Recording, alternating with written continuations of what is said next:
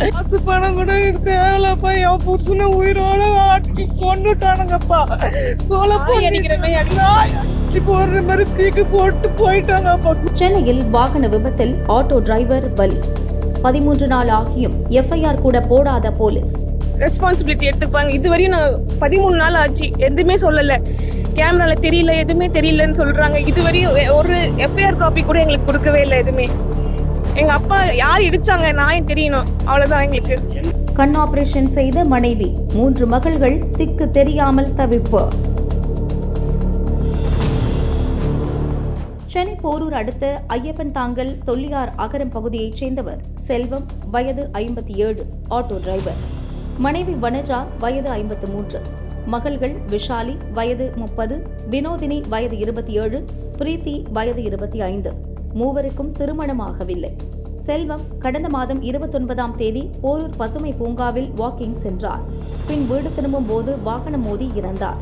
செல்வம் குடும்பத்தினர் ஆவடி போலீசில் புகார் கூறி 13 நாட்கள் ஆகியும் நடவடிக்கை இல்லை, வழக்கு பதிவும் செய்யவில்லை. எங்க வீட்டுக்கார் செத்து 10 நாள் ஆகுதுப்பா, என்னோட 13 நாள் ஆகுதுப்பா. அவரு வாக்கிங் போயிட்டு வரேன்ட்டு போனாரு. ஆனா வண்டி இடிச்சுட்டாங்கன்னு சொல்லிட்டு ரோட்ல மயங்கி விழுந்துட்டாரு. அவர் எப்படி யார் இடிச்சுதுன்னு எங்களுக்கு தெரியல. கூட இருந்தவரு வண்டி தான் இடிச்சுது, ஒரு ஆட்டோ இடிச்சுதுன்னு சொன்னாரு. ஆனா அது என்ன வண்டி இடிச்சுது, ஏது வண்டி இடிச்சுது எங்களுக்கு தெரியல. எங்களுக்கு அவங்க யார் இடிச்சாங்கன்னு எங்களுக்கு தெரியணும்பா. எங்களுக்கு நியாயம் கிடைக்கணும்பா. எனக்கு யாருமே இல்லை, அனாதை பண்ணாங்க. எனக்கு புள்ள கூட இல்லப்பா. நான் ஒரு 3 பொண்ணுப்பா. எனக்கு அது போலீஸ்ல ரிப்போர்ட் என் பொண்ணுங்க தான் கொடுத்துச்சு. எனக்கு கண்ணு ஆப்ரேஷன் பண்ணி 1 மாசம் ஆகுதுப்பா. ஹாஸ்பிட்டல் கூட்டின்னு போறேன்னு போனாருப்பா, வரலப்பா. 2வது என் புருஷன் வாக்கிங் போனவர் வரலப்பா.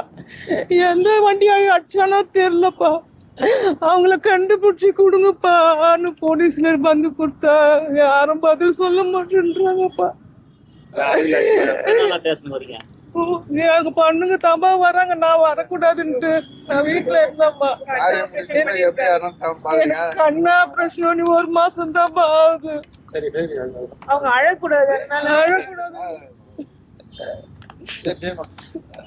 காசு பணம் கூட தேவையில்லப்பா. என் புருஷனை உயிரோட அடிச்சு கொண்டுட்டானுங்கப்பா. கொலை பண்ணிக்கிறமே அடிச்சு போடுற மாதிரி தூக்கி போட்டு போயிட்டாங்கப்பா. தூக்கி கூட தூக்கின்னு போலப்பா ஆஸ்பத்திரிக்கு. அங்க கருங்க தாப்பா ஓடி அங்க தூக்கி இருக்கிறாங்க. எனக்கு நியாயம் கிடைக்கணும்பா.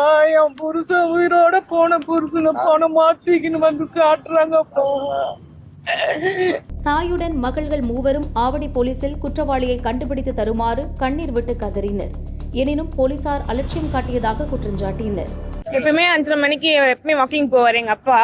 யூஸ்வலா ஈகோ பார்க்ல போயிட்டு ரிட்டர்ன் வந்துருவாரு எப்பவுமே. நேத்து அன்னைக்குன்னு பார்த்து போனாரு, டீ குடிக்கிறதுக்காக நின்னாராம். வண்டி இடிச்சிட்டு சொன்னாங்க, ஆனா எந்த வண்டின்னு எங்களுக்கு தெரியல.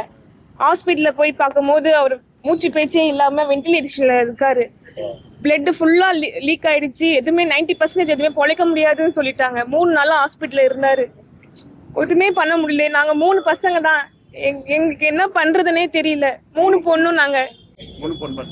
எங்களுக்கு என்ன நிலைமை, யாரு ரெஸ்பான்சிபிலிட்டி எடுத்துப்பாங்க. இதுவரையும் நான் 13 நாள் ஆச்சு, எதுவுமே சொல்லல. கேமரால தெரியல, எதுவுமே தெரியலன்னு சொல்றாங்க. இதுவரையும் ஒரு எஃப்ஐஆர் காப்பி கூட எங்களுக்கு கொடுக்கவே இல்லை எதுவுமே. எங்க அப்பா யார் இடிச்சாங்க நான் தெரியணும், அவ்வளவுதான் எங்களுக்கு. விபத்து நடந்த நேரத்தில் அடுத்தடுத்து 5க்கும் மேற்பட்ட ஆட்டோக்கள் செல்லும் சிசிடிவி காட்சிகளை செல்வம் குடும்பத்தார் போலீசில் கொடுத்தனர். மதுரவாயில் தாம்பரம் ரோட்டில் ஆட்டோ ரேஸ் நடைபெறுவதாக புகார் உள்ள நிலையில் அதுபோன்ற ரேஸில் ஈடுபட்டவர்கள் மோதி இருக்கலாம் என மக்கள் சந்தேகம் எழுப்பினர்.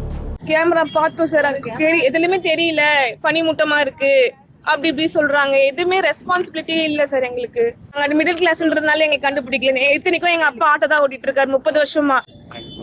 ஆட்டோ ஓட்டுறாரு இத்தனை வருஷமா, 30 வருஷமா 3 பொண்ணுங்களை படிக்க வச்சிருக்காரு. ஆட்டோ ரேஸில் ஈடுபட்டவர்கள் இடித்துவிட்டு நிற்காமல் சென்றார்களா என்ற கோணத்தில் போலீசார் விசாரிக்க வேண்டும் என வலியுறுத்தினர்.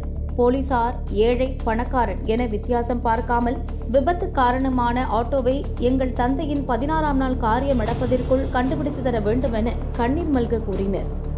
ஆட்டோ ஓட்டுறதுனாலே கண்டுபிடிக்கலையா, இத்தனையும் மிடில் கிளாஸ்ன்றதுனால கண்டுபிடிக்கலையா, பணக்காரங்களா என்ன கண்டுபிடிச்சிருப்பீங்களா?